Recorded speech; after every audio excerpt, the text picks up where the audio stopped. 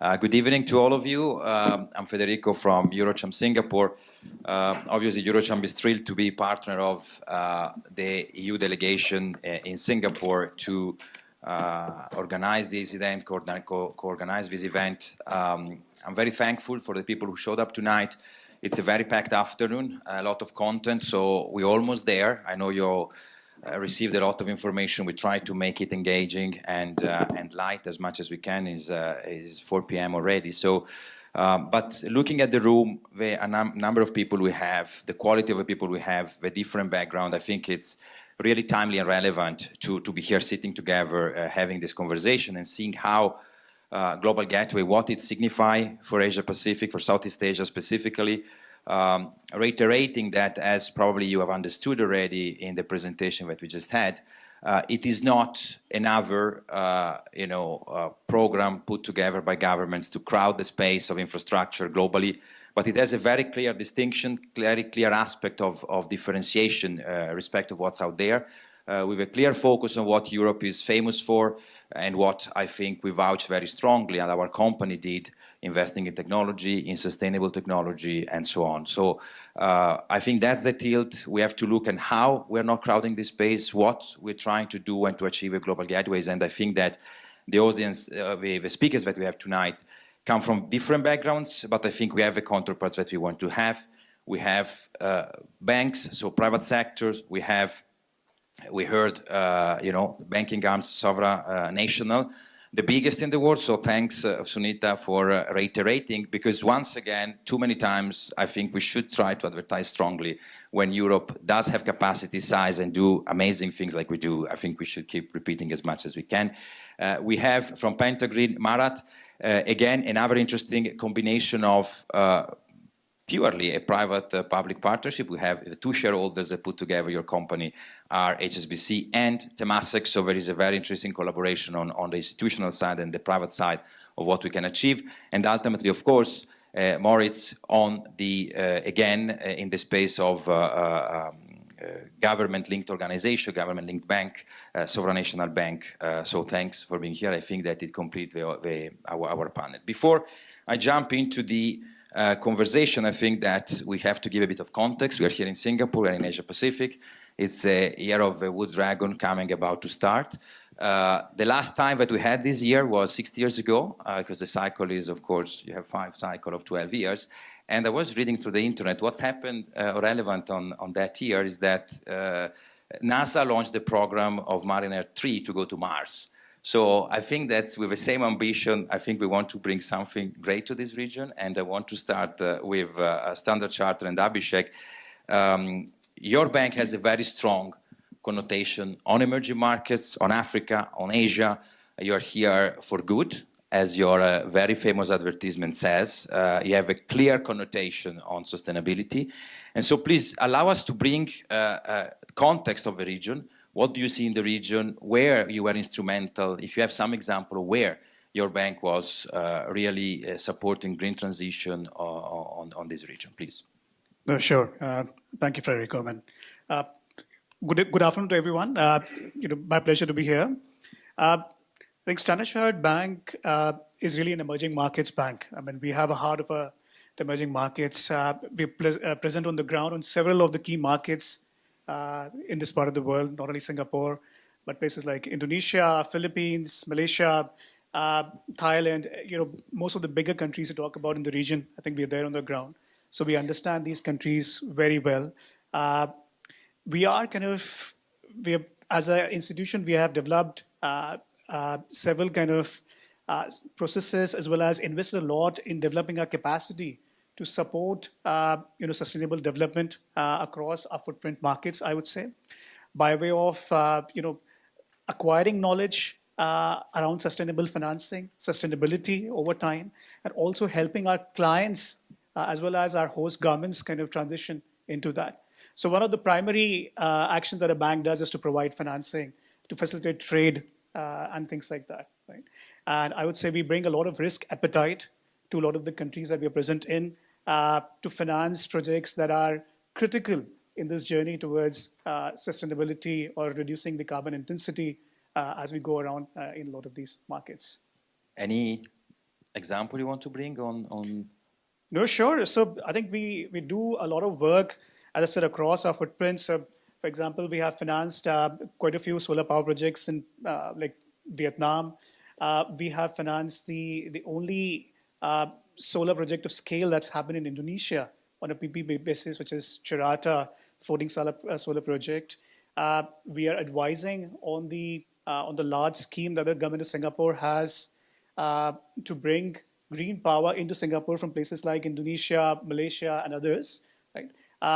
We're also kind of working with several of our kind of counterparts, other parts of the world, to finance their projects into, say, Indonesia or Vietnam or Thailand and the rest of the region in solar or wind sectors. I think outside this region, but we've done a lot of work, for example, in the offshore wind space in Taiwan. We are working in places like South Korea. So overall, wherever our footprint is, sustainable transactions, renewable transactions, and helping the host countries in the energy transition to greener energy is very much core to what we are doing at Standard Chartered Bank. Thank you very much. Over to Sunita. The presentation was already quite wide, and you define yourself as a climate bank, global climate bank, and so how EIB can drive, investment in this part of the world, support the transition, thanks to Global Gateway as well. Well, sorry if I had to repeat what I said before in my presentation, but the thing is, EIB, as I said, we are the EU bank, right? We are the bank of the European Union. Our objective is to support the external action of the European Union. So it is really in our DNA to really drive the investment that is being put forward by the European Union.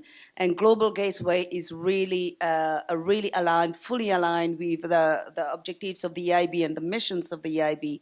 EIB has been established to really improve lives within the EU and beyond. And as I said, EIB is the only multilateral that really helps and extend funding to its non-members, to its partners countries. So we come in not only as a banker, as a funding just to finance project. We come with expertise, we come with knowledge, we come knowledge sharing, we come with technical advice, and we also blend our funding. So we can mobilize grants from the European Union in order to blend with the EIB's already concessional lending, because we know that those sectors are very difficult to get funding for innovative projects like digital and technological infrastructure, which is part of the also global gateway. And sustainable development is one of the other key aspect of the global gateway, and this is one of the objectives of the EIB. I mean, we are to sustain development and improve the economic life of the around the globe where we can operate. So it is really in line with what we are doing. So it is our bread and butter. It's not that it's new. We've been doing this for 65 years. So it's really something that we are just trying now to connect with the new technologies and help other countries and other clients or your stakeholders that could not access cheap funding from the European Investment Bank. And also, I just want to mention as well, when we EIB intervene in all those projects, we bring as well the European values and the European standards. One of the questions that was on the panel before is that how do you bring the standards in those countries that they don't know? Delphine was saying, we bring it to Vietnam, they don't know the standard. This is what it is, because when EIB finance a project, we finance a project with high standard and there's a stamp. And when we are in a project, we are really crowding in private sector. As I said, we finance 50% of the project cost, so by default, other comes in as well. Yeah, very interesting. Thanks for clarifying. I'm happy really to go to Marat now. I think that, as anticipated before, we are in Singapore. Singapore clearly has a very specific, different probably, history, different situation, different development evolution, rather, compared to the rest of the region. Of course, has immense possibility of investing in every technology, green and non-green. Clearly has a massive constraint on, on what can be done on such a small surface. Nevertheless, it is the center for finance in Asia Pacific or in Southeast Asia, depending what you look at. And the initiative at Temasek put together with HSBC caught really my attention because it's exactly spot on what is needed in the region, especially because it acts and it has been put together specifically to bridge the financing gaps that are in the market, especially on smaller scale projects or projects that somehow find it difficult to find their way to finance. So can you enlighten us on this last aspect? So what is really the challenges that you see for the region and how you act to surpass those? And in a way, if you wish, how you are helping or how do you think you can help Global Gateways to succeed, and the other way around, what Global Gateway is bringing to your organization at the same time? Thank you for the question, and thank you to the audience for being here, and thanks for having me on this panel. First of all, it's a real pleasure. Indeed, Pentagreen Capital is well, certainly amongst the participants here, by far the youngest financial institution in the region. However, indeed, this initiative was put together by Temasek and HSBC with support from the Asian Development Bank and Clifford Capital, another Singapore-based infrastructure financier. So we are fortunate to be part of the Singapore Inc. fabric here in Singapore. And of course, this city-state is very much a hub for infrastructure finance around the region, and now sustainable finance. And really, this vehicle was set up in recognition of the problem that we've seen in infrastructure finance now for probably many decades, I dare say. And these are the large trillion-dollar investment gaps that we see in the space, and ultimately the problem of bankability of projects and bankability of infrastructure, particularly in emerging markets. We hear this time and time again, those of us particularly who attend these infrastructure conferences. Probably the most common complaint that we hear from our friends in the banking world in particular: where are the bankable deals? Where are the bankable projects? And indeed, it seems to be a problem that the so-called bankable deal is very elusive. These are few and far between. Last year in 2023, if you look at the green project financings that reached financial close in Southeast Asia, I think I can count them on fingers on one hand. Maybe second hand will be in use, but barely so. So really just a handful of projects are able to attract commercial financing, and even at times multilateral financing.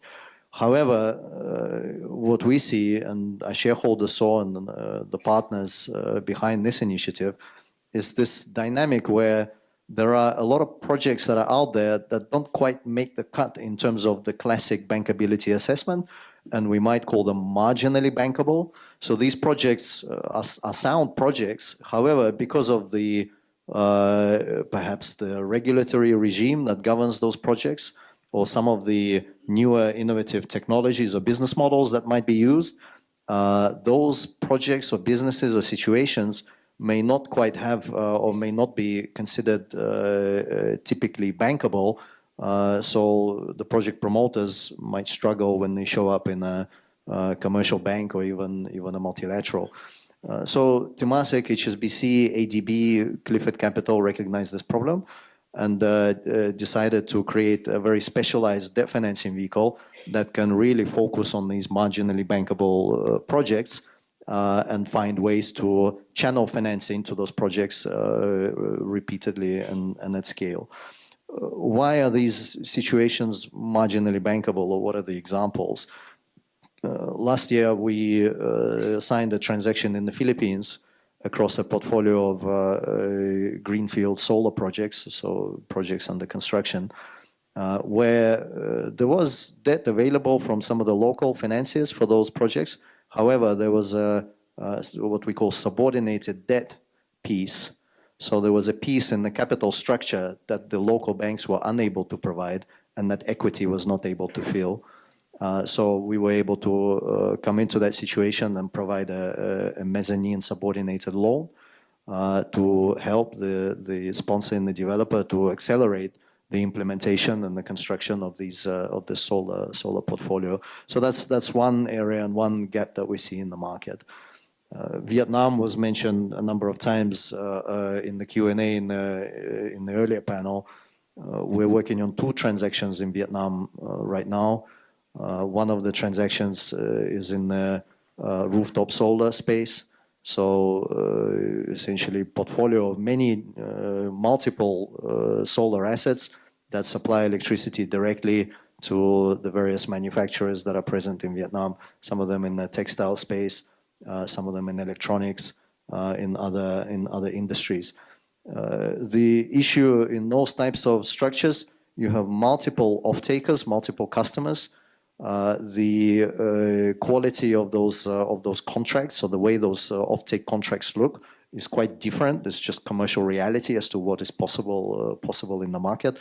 There are at times foreign currency risks, all sorts of issues that, as you layer them one on top of another, from a pure commercial standpoint, if you look at that situation, it perhaps is of a risk profile a bit beyond what a commercial financier might be ready to accept. And there are many more.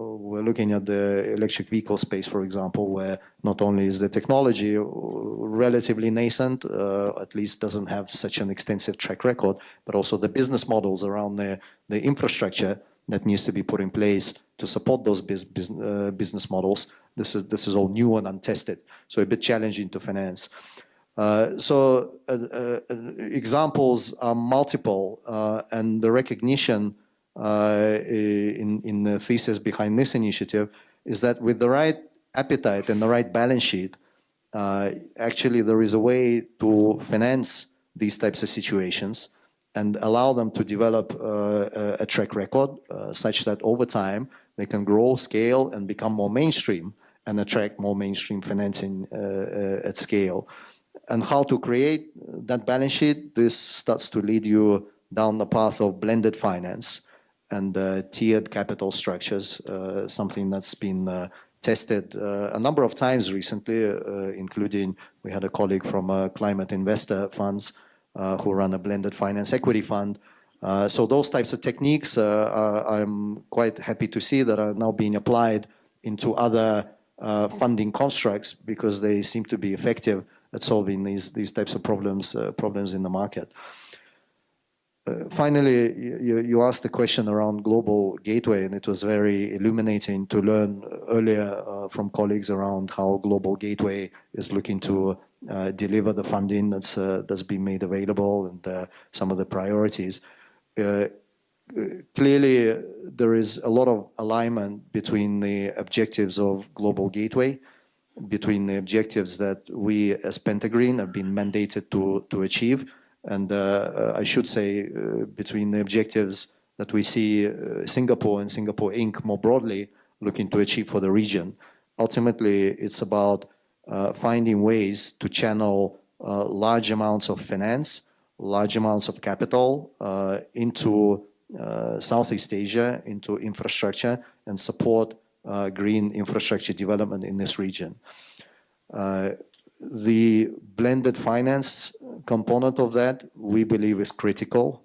Without blending the risk-reward profile that is there in these projects that need financing is just too far beyond the risk profile that commercial financiers are ready to accept. So a blended finance construct is required. And then, of course, a blended finance construct needs an element of catalytic or concessionary or risk-bearing capital. And to me, that is something that certainly public sector and government-related bodies are well placed to provide. And that way really unlock the flows of commercial capital to this space. We heard from a colleague from Monetary Authority of Singapore earlier around the initiatives that Singapore is taking place or promoting in this space. And certainly we'd love to see collaboration with the Global Gateway, whether with Pentagreen or whether through other financial institutions here in Singapore. Thanks a lot. Very enlightening. I think it's a very complex landscape, and it's good to see many different actors trying to fill those gaps and try to make sure that we can indeed advance on the energy transition and on other issues on that agenda. I have a privilege to sit in the council, in the management committee of the UN Global Compact, and one of the emergencies and the shortcomings that we see is where SME are left across the board. If you look on the SDGs and you look at the whatever agenda you're looking at today on the sustainable front, and not only, it's always the case that we talk about great project, MNC, great possibilities, opportunities, and then in the conversation somehow we forget to remember that in the majority of economies of this world, 99% of the companies are SMEs. With an impact of GDP which is different, but at least, for example, EU and Singapore is very similar and is massive, and they are the largest contributor of the global workforce. And somehow they are the one who struggle the most, the one who are stranded on resources and culturally find it challenges to undertake many leap of faith and many risks that you need to take to be at par on many fronts. So from Moritz, I'm interested to know what is the involvement that SMEs are able to have in this infrastructure project, and in a way also how and what's the role of EFSD Plus as an enabler to strengthen the participation that SMEs have on this side. So please. Yeah, thank you very much, and great for being here. Just very short on FMO. FMO is 50% owned by the Dutch government and 50% owned by commercial investors. And it's a fully regulated bank, so it has a profit view. It's a normal bank, only where we, of course, have a slightly lower return on equity, and we have a very much impact angle. And I think our journey with EFSD, I remember it, and maybe Kai as well, in 2018, we signed as the first one under the EFSD, the predecessor of EFSD Plus. And yeah, it was an interesting, because we signed an SME guarantee fund, which was relatively new for FMO. We did guarantees, but not on this scale. And Kai and the Commission used their instrument to blend, so we were able to do 500 million. And in the next, when we started, we had to put everything in place, and then we started. And currently, we are aiming to have the fund 98% utilized. And we have a waiting list. So there's banks waiting currently for our predecessor, which is Nazira Plus. So it's been a very interesting journey, and also to understand why is this demand suddenly for risk sharing. And what we see, if you also look at Southeast Asia, is that, and you were right when you were saying, 73 million SMEs. So a huge opportunity. However, what we also see, and you can look that up, is that SMEs default twice as fast as corporates. Their operating costs are twice as large. And if you already look, and these are general SMEs, then we don't even talk about sort of young entrepreneurs or female entrepreneurs or a specific target group, which have an even higher default rate. So what we've felt and what we saw is that there is apparently a quite demand for these kind of programs. And specifically, if you also look, and we discussed about this in corporates, about the new regulatory standards, and I was recently in Morocco. If IKEA is already struggling with these kind of regulation, what about a small business? 95% of Morocco is exporting to the European Union, in which 80% are SMEs. That's a big problem coming up. And so I think SMEs form a key part the infrastructure which we need to address. And I think within the Global Gateway and under the new project, we are able to use those funds to support two things. One, what you're saying, right? To support SMEs on these infrastructure products, because these are very nice product and very nice, good initiatives. But without SMEs, they will not go very far. They form the lifeblood of a project. And what we see often is, and recently also more in Africa, is that these SMEs are being funded by corporates or being funded by, have their own guarantees. And we are trying to put in place systems to support these SMEs, that they are not reliant on their almost corporates or infrastructure project, but they are detached of this. And that helps them to grow, because if that project is gone, which will happen, they can build their own credit history. They have their own kind of relationship with the bank, and they can grow further. So we see this on the infrastructure project. We also see this in access to green finance. To get green finance already is difficult for corporates. For an SMEs, they have to adapt, they have to have the right technology, they have to have another product. So that also is something which we are looking at in the region to support. And I think a delegate of Indonesia spoke. I think Indonesia is a prime example where we look at, where we try to support the significant number of SMEs there. So I think, I think there is a definitely need to also look at the small businesses in the Global Gateway, and I'm sure that on Nasir Plus we will find an alternative for this. Personal curiosity, it's true that SMEs fail fast at a higher speed than corporates, but on the other side, what's your experience? SME, especially family-owned, tend to also be on the long term more reliable on staying the course, because one strategy is chosen, then family decide, and there is no flip-flop. So that's a very good question. So the question is, why are they defaulting, right? What is the reason why are they defaulting so quickly? And one of the things we see, and we currently have now almost 300 million of those, is also the fact that banks or fintechs find it difficult to accommodate them, to understand exactly what an SME needs. So it needs a lot of technical assistance.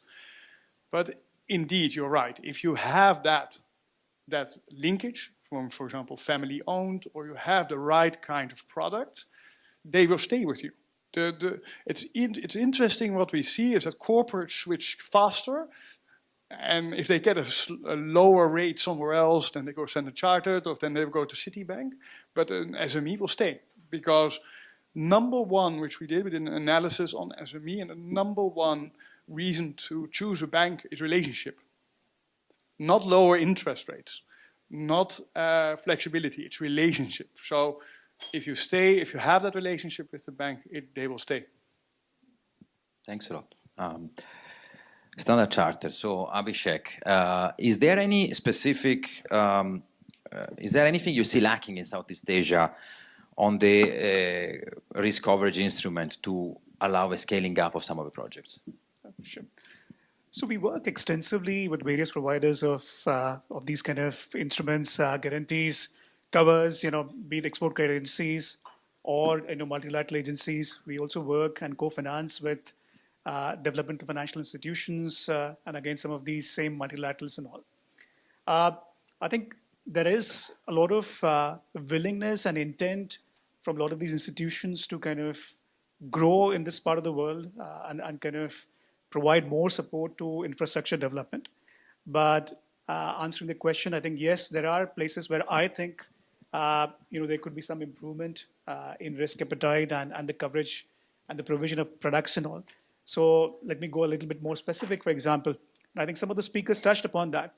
A lot of the multilaterals or providers of covers and risk covers, guarantees still very much look at transactions which are denominated in hard currencies still, right?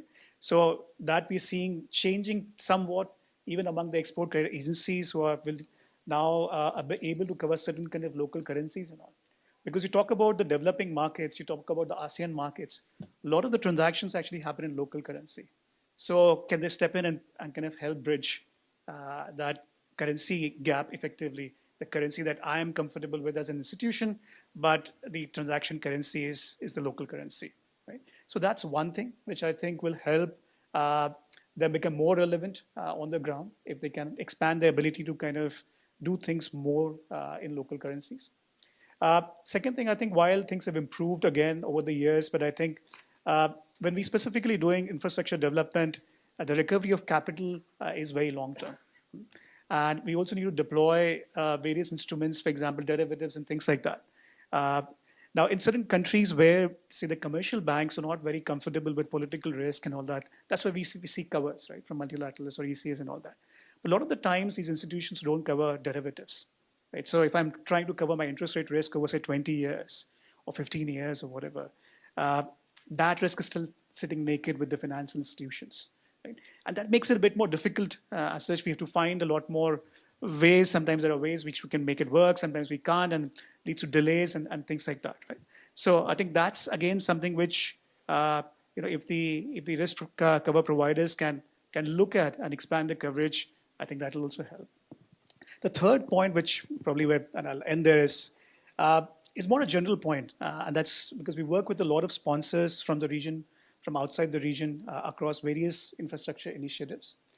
But the common kind of theme that comes out about multilaterals and such financial institutions is that they can be speedier, they can be faster, right? And they can be more responsive in a way. And it has a real impact because things which we hope to close in, say, 6 to 9 months can then linger for 12 months, 15 months, 18 months, right? So if there is a way to make things faster and make more responsive, I think that will also improve the things on the ground when it covers service providers and all. Thanks a lot.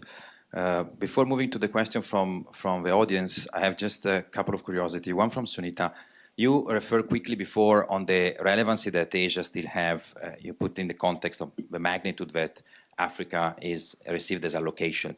So what do you think in the specific context of Southeast Asia and the energy mix of Southeast Asia and the need of transition? Where do you think can be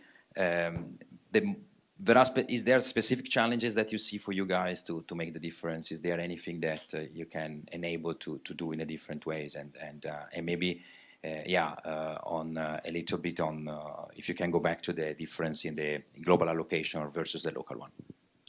Yeah, challenges, it's everywhere. I mean, unfortunately, that's how it goes.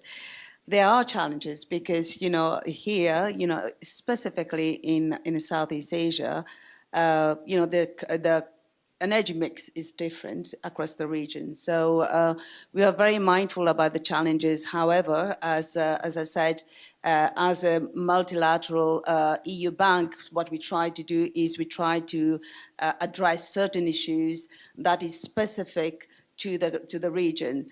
That's why I said we have really taken step 2 years ago to create this EIB Global in order to be close to the market, to be really understand what is going on, and to adapt our product to the region and to the challenge. How do we do this? For example, we tailor our financing to the specific needs of the region. Through favorable loans, grants, investment packages, and we give this to different needs to different borrowers. When I say borrowers, it's not only the government, because EIB lend as well to the government, to the sub-sovereign, SOEs and banks, corporate, and also SMEs through the banks intermediary. So we touch upon a different aspect of borrowing, different borrowers. So this is the way we do it in order to allow as well the transition from fossil fuel to green. I mean, Southeast Asia is heavily reliant on fossil fuel, and in order to do this, I mean, we have to really tailor-made to the need. And how beyond the funding, the concessional funding, also blended financing and grants and all these. We provide technical assistance and knowledge sharing. So as I said before, we have an arsenal expertise which has around the world. So what we bring as well is not only money, but as well sharing knowledge and experience around the globe. Give you an example. We were financing one of the big metros in India. We have a huge amount of engineers who was lining up, who was showing us how to do the thing.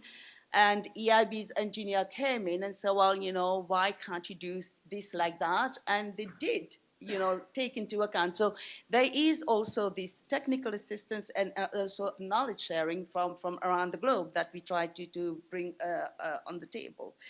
And green, and also what we are trying to do is EIB, we are trying to focus on renewable energy. We are asking the people to really focus on renewable energy. We all talk about just energy, but what it is just energy. We know there's a transition in order to get there, but in order to get there, you have to prepare the terrain. So if we keep something going, you're not going to achieve your green. So we are really promoting renewable energy and also enhancing energy security, because we have seen recently with the geopolitical tension, affordability and all this, the prices. So what we have to do is not only going green because we have an environmental impact and benefits, but it is a long-term sustainability, resilience for the people, greener future where Southeast Asia has all the resources, so why do you have to rely on other things when you can get it naturally? So it is a future that you have to look into. For example, I just wanted to say as well, how do we come in? We support the country. EIB has pledged 1 billion for JETP in Indonesia, 500 million for Vietnam, and many, many other projects in the renewable energy sector. So we are here, we stand ready. We have opened a regional office in Jakarta to cover Southeast Asia and the Pacific. We are reinforcing our engagement and trying to help all the stakeholders.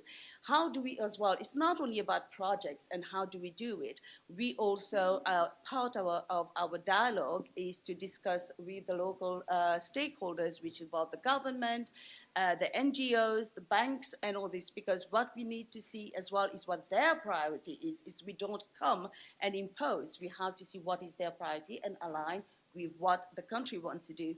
And also there is, to go green. I mean, it is not only the banks, it is not only the multilaterals, it is not only the government, it is a collective effort. So it's everyone's that have to bring the contribution.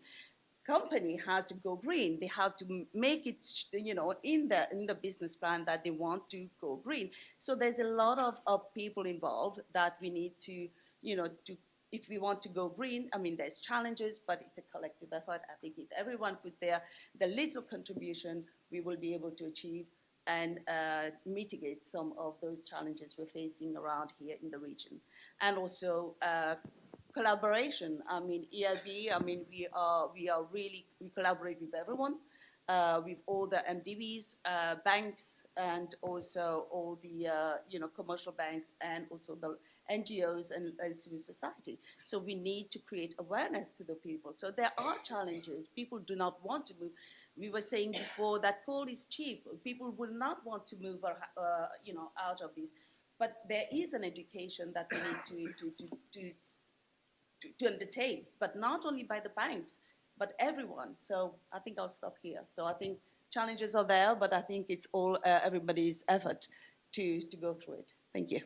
Thank you. Last, really, before we open to the floor. Marat, Sunita mentioned geopolitical risk. I think if you sit with any bank today, look at market outlook, what you hear is election in 3/4 of the population of the world, geopolitical tension, we have wars everywhere.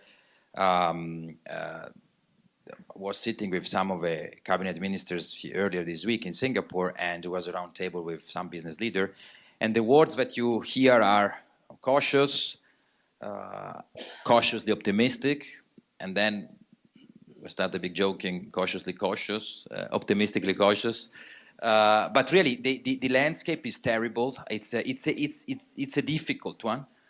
Interest rates are where they are. So in this landscape, where, as Sunita just said, you have cheap resources, you have an easy way, right, in a way to solve an issue, or change is always difficult for all of us.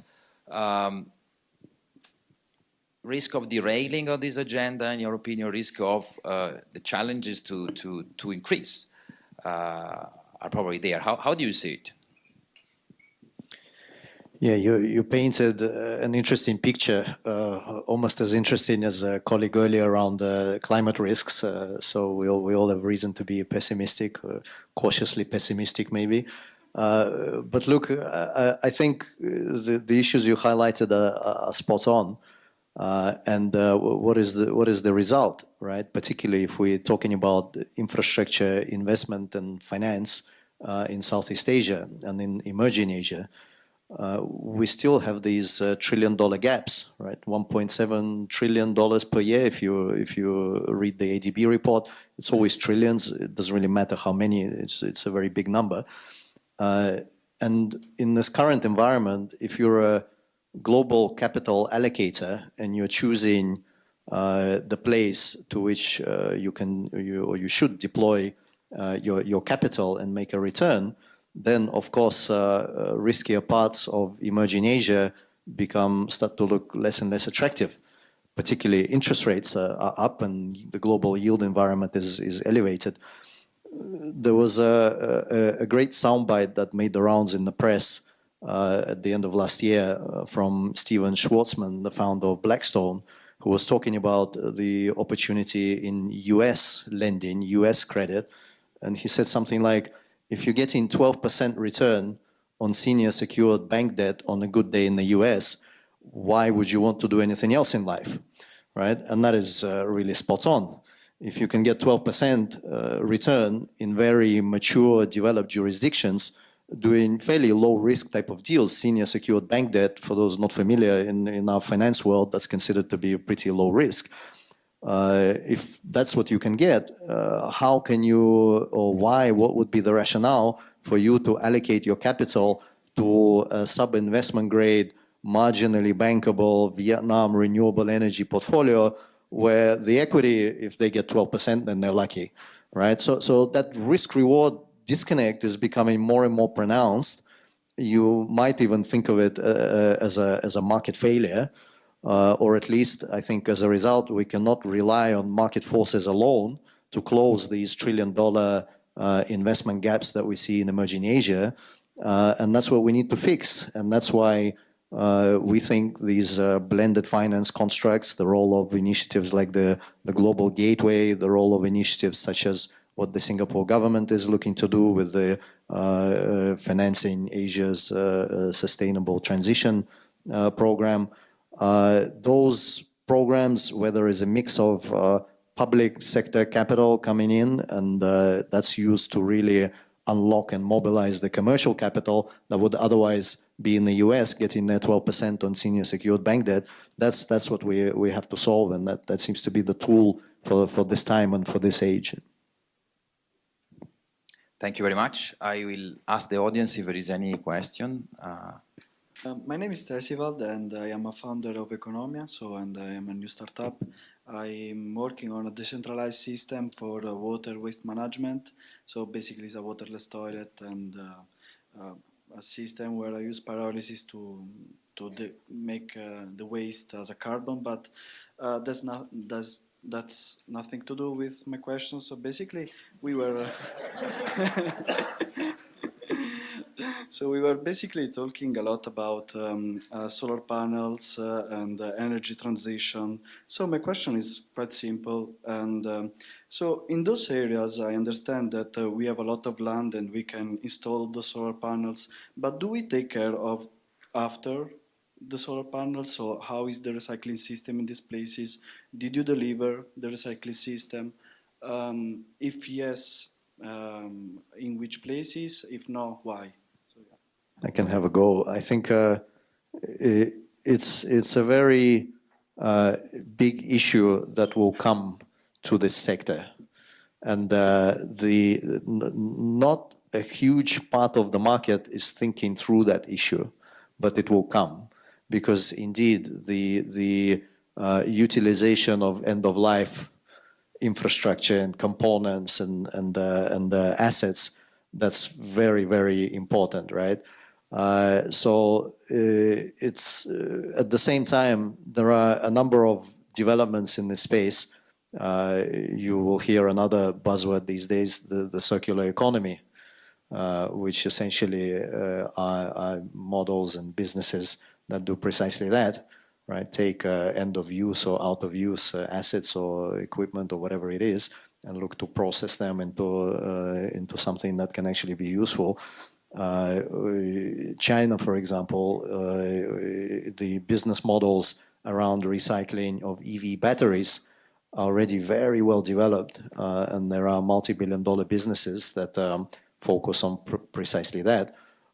Perhaps in Southeast Asia, that particular aspect is still less mature, but that's just due to the nascency of the market. But look, there are a number of businesses, companies, large and small, I think, looking at the space because indeed it's a problem that will come. Absolutely. Hi, my name is Kelvin. If I may, I have two questions. The first one is that blended finance as a concept is a novel concept and has been shown some successful case in the market, but it's still relatively small compared to the traditional financial market that we saw. So what are the factors that prevent a fast scaling up of the model, and what could be done to make that scaling up happening faster? So that's the first question. The second question is blended finance basically mean merging impact capital and commercial capital. Very good and novel concept, but at the heart of it, there's still bit conflicts. One is impact driven and one is commercial driven. So example, in OneIC for approving a particular project, there are feeder of that project that could provide more impacts, but at the cost of financial returns. So how to balancing that in this blended concept and still be able to deliver the purpose of both investor groups? I think so far the experience in the market is that a lot of the impact capital is being channeled through multilaterals or DFIs in one way or the other. Right? So I think their deal selection, their kind of speed of execution, and their kind of own interest in kind of co-financing is a big driver in a way. Right? So that acts both as an enabler, but also acts as a restriction in a sense to the market. Right? Now, in terms of the push and pull, in terms of commercial versus say impact financing, I think you could kind of find projects or you could find infrastructure developments where we're seeing mostly say multilaterals and co-financing with say concessional financing as well. But the larger question there would be in all instances of those kind of projects or those kind of infrastructure developments, is it the best use of capital always, right? Because the needs are quite big in each of these markets. And one of the motives of all of these multilaterals is also to crowd in private capital. Right? So if the multilaterals and concessional capital are only dominating these the scene on the financing because of certain issues or the desire to kind of do so in certain countries as such, then it's not serving a bigger purpose because at a certain point everything will dry up, and they're also not creating a certain replicable capacity and knowledge base for the market to do more transactions of that nature. So I think some amount of coexistence will be required, which may lead to what you're saying, push and pull. There's no perfect answer to it, but I think somehow you'll have to find ways of making things work on an individual basis. Yeah, so within FMO we do a number of blended structures, and we see this constantly, the drive between commercial and the impact. So one of the things what we do is, for example, that we use these transitional phases. So that we say, okay, maybe that the product is currently not feasible or not, really what we like, but we build a trajectory that in the next couple of years, this then will be taken care of. And I think with that, I think we have been able to close much more transactions, because then in the beginning, it might not be completely suitable for us, but we also use technical assistants and consultants, and we work together to achieve that common goal.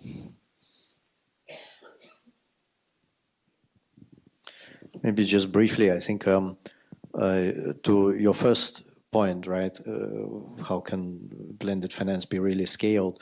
To me, what's quite encouraging is that within blended finance, all of the different market participants, market actors, we all seem to be, at least recently, coalescing around some similar structures. So we're coming up with some similar type of answers, particularly these tiered capital structures for investment vehicles, debt, equity, whatever product is needed.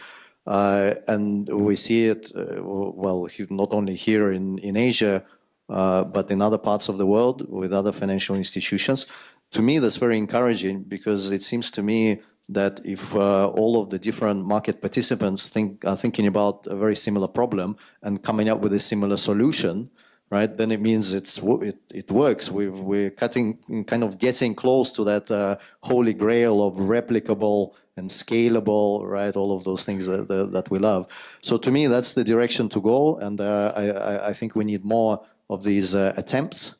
I don't dare call them experiments anymore. I don't think they're experiments anymore. I think they're real attempts that work, but we just need more of them, and let's not be afraid to replicate something that works, right? That's ultimately what it's about. Just to add on what you were saying about multilateral and commercial, I think what is important from our perspective is when EIB is, for example, in a project, we, as I said before, we come with financial support, we've come with technical assistance and expertise, and this is free of charge. And this is not something that you will get from the commercial. And when we are in the deal, it is already coming up with a certain standard and standards and procedures, which is really fit into a higher quality of project that is going forward. That is why when we said, when EIB is in a project, we're really crowding a lot of private sector, because the project is half cooked in a very high standard, a stamp of quality, if I may. Thank you. So a short question, a follow-up question on blended finance. So it's fantastic to hear the importance, and I totally agree. And it's great to hear that FMO is actually, you have great attention there, and then getting more and more blended finance instruments and deals rolled out. But having seen the Convergence report, where they are reviewing the global market for blended finance, that was very sobering. So they showed like a very, very deep drop in the number of blended finance globally in the market. And they even showed that end of last year, it was a 10-year low overall. So I was wondering, what do you think that it drives this negative blended finance numbers, and how could we reverse these numbers? Yeah, that's indeed that another sobering remark here, right? For this afternoon. So indeed, volumes of blended finance actually seem to be falling. In Asia, they seem to be falling. In climate, they seem to be falling. So that's indeed, when you reflect on it, it's quite concerning. As to why, that's a very difficult question. I think maybe the answer lies in the fact that it's still, well, of course, a nascent space, but that's a bit of an excuse. But I suppose we're all still learning by doing, trying to figure out what are the structures that really can help address the issues that we're trying to tackle in our respective markets. It still takes a huge amount of time to put together and execute on a blended finance structure. The providers of blended finance, particularly providers of this critical, most junior risk-bearing concessional piece, those providers are very fragmented. It's very disaggregated. There's no common hymn sheet that they sing from. Different objectives, different impact metrics, different modalities of deploying the instrument. One might call it a grant, another might call it just zero return capital. third one who just wants to do a guarantee or whatever it is, right? So the modalities are different, and often to just align those modalities on one construct is in practice very difficult, and then it's not possible to change the modality because it's been fixed within the government machinery that created that instrument in the first place. So I think those are, to my mind, probably the reasons. Should we remain optimistic? I think we should, because the more of these vehicles that we attempt to create, and some of them will be done and will be successful, well, then we learn what are the constructs and instruments that should be there, right, at our disposal. And attempts to align different parties providing a certain type of capital, even that attempt helps the next transaction be easier, right? So hopefully we will see in subsequent convergence reports that chart start to pick up. We're certainly working hard to contribute to that. I think we are running out of time, but we have a lot of interest, so maybe we take one more question. Hi, everyone. Yes, I'm Edwin. I'm actually from Convergence, so it's really heartening to hear a lot of interest in blended finance. So we're the global network for blended finance, and I do want to address the point about the drop in blended finance transactions last year. I do think that's a very difficult market situation last year, but we have heard a lot of promising new initiatives coming out of COP. So I do think that we are going to see an uptick, hopefully, in this year, and with the support of a lot of the partners up on stage. My question actually is regarding about crowding in private capital, and I think that was a concern and a challenge being raised by some of the speakers in the previous panel as well as in this panel. I want to hear, especially from EIB and FMO, how do you actually prevent this notion of crowding in private capital, and with SCB, for example, a commercial bank, your considerations when you decide to partner with these multilateral banks and MDBs on these kind of projects? What are the commercial considerations? And I think how do we actually address the notion that you're actually subsidizing these private entities, private investors, and using public capital to then fund these transactions? So I'd love to hear the thoughts on the panelists. Thank you. Right. How do we do that? Well, I mean, let's put it that way. As a multilateral, it's quite simple. Our action, our objective is to support the development and to have impact. And as I said, on certain projects, there are certain components that is needed to be financed by X, Y, and Z. For example, I'll take an example as a project for if you have, let's say, a metro project, for example, there is a resettlement to be done. And this is not something that the commercial bank will take on board, but it will be more the multilateral because it has a lot of impact that you have to see, for example. You cannot just put people wherever you want, because when we displace people, we make sure that you get a good place to go. They are treated well, and they are aligned with the rules and procedures and the national rules and all this, and as well for human rights. So those are the things that not a commercial bank would be looking, but more IFIs. The government, for example, will pay for the land. And this is not something that commercial will be doing. So it might not bring in something, but so there is in any project, when we're talking about blended finance, when we're talking about co-financing between IFIs, DFIs, commercial banks, and multilateral, what we are trying to bring here is impact and things that commercial bank cannot finance because it's not financially viable to them. But I'm not saying it. As a non-profit making institution, we do not look at the profit, we look at the economic return. So that is where you can see, the good marriage between the two. And by doing this, we get, we're crowding as well, private sector into the deal. Yeah, it's a very good question because in our case, we are profit making, and our investors have to be also profit making. So I think around 20-25% actually of our balance sheet is now crowding in investors. So it's already quite large. But yeah, it's a combination where we try to build investment funds. We do one with Allianz, we do one, a couple of them, diversify, take specific parts of the transaction and mix them together. So it becomes an attractive investment. So it is obviously that these need to have a certain return and a need of risk. So we often blend positions in there. So I'm happy to discuss our new Allianz transaction where we blended in a US investor, which wanted to take another risk. We wanted to take another risk, and Allianz wanted to take another risk. And by diversifying, having different kind of continent, we were able to match the risk which Allianz wanted to take and the profit which they wanted to make. Well, ladies and gentlemen, it's getting a bit late today. I think that it was engaging the whole afternoon. It was a lot of content to digest. Allow me to leave you with two things. One, to bring back home to Singapore, I think that it's important. It emerged in the previous panel, it emerged earlier.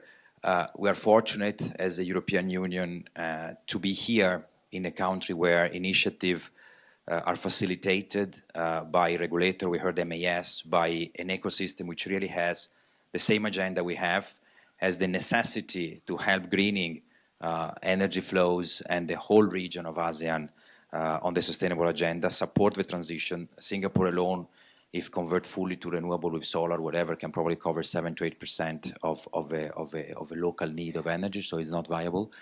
We need our countries in the region, and we have are fortunate enough to have institutions that just spoken clear here to close specific gaps, bringing knowledge, bringing intelligence, bringing ability and experience in emerging markets.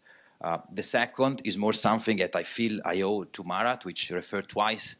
That is, we are a bit pessimistic today, cautiously pessimistic, and I think that we have a duty to reinstate, to go back where I started. The wooden dragon is at the doors, and I was just reading that the color that represent the wood in the 5 elements is green, and green in the year of dragon stands for harmony and growth. So with all the geopolitical tension we have, we hope for harmony, and economically we hope for growth, not of the prices in Singapore anymore, because I think they grew enough, maybe growth of economical activity. Thank you very much, and have a good evening.